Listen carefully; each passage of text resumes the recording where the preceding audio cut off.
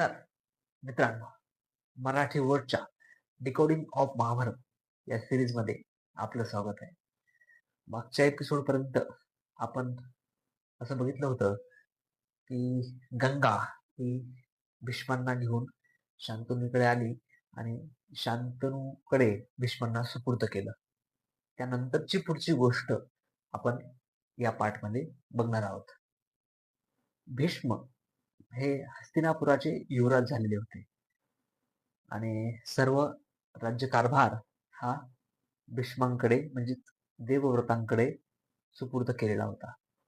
परंतु यानंतरच्या काळात राजा शांतनू यांना त्यांच्या एकटेपणाची जाणीव झाली, कारण की गंगा ही त्यांच्या आयुष्यातून निघून गेली होती आणि या एकटेपणाच्या काळात ते त्यांचा हा जो विरहाचा काळ आहे हे पुन्हा एकदा त्या गंगा नदीच्या काठावर घालवित होते. आणि या काळातच त्यांच्या निदर्शनास पडली ही एक अशी स्त्री जिचे नाव होते सत्यवती. गंगेच्या काठी भ्रमंती करत असताना त्यांची नजर एका स्त्रीवर गेली.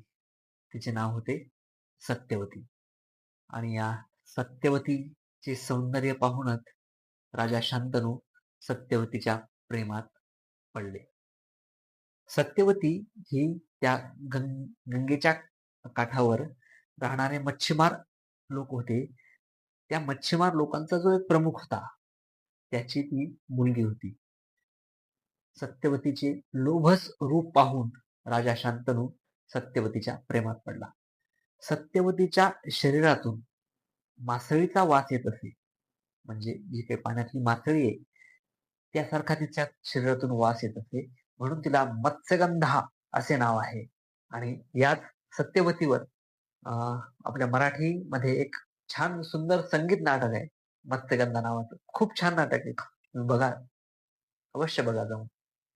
आणि अशी ही मत्स्यगंधा, आणि या मत्स्यगंधेच्या प्रेमात शांतनू पडल्यानंतर शांतनूने मत्स्यगंधेकडे तिच्या विवाहाचा पुन्हा एकदा प्रस्ताव ठेवलाय.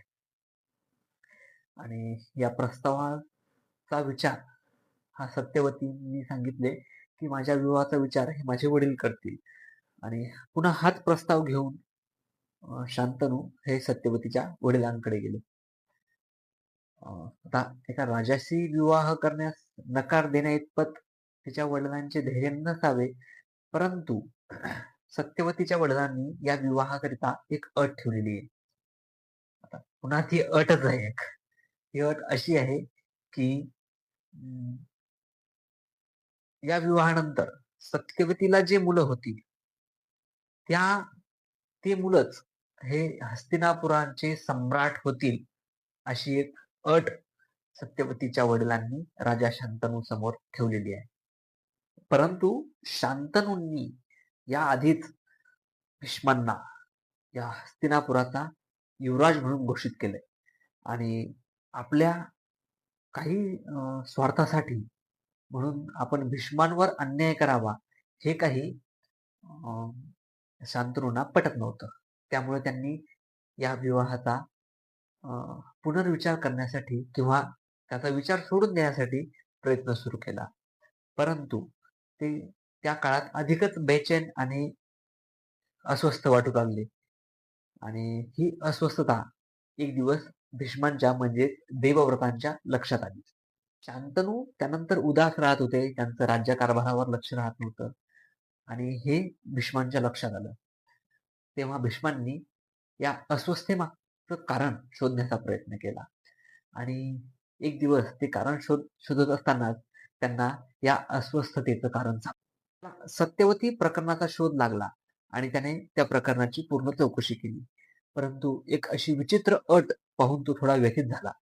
परंतु आपल्या वडिलांची अशी अवस्था आणि एकीकडे आणि आपले राज्य एकीकडे, त्यामुळे अशा अवस्थेत भीष्मांनी एक महत्वाचा आणि धाडसी निर्णय घेतलेला आहे.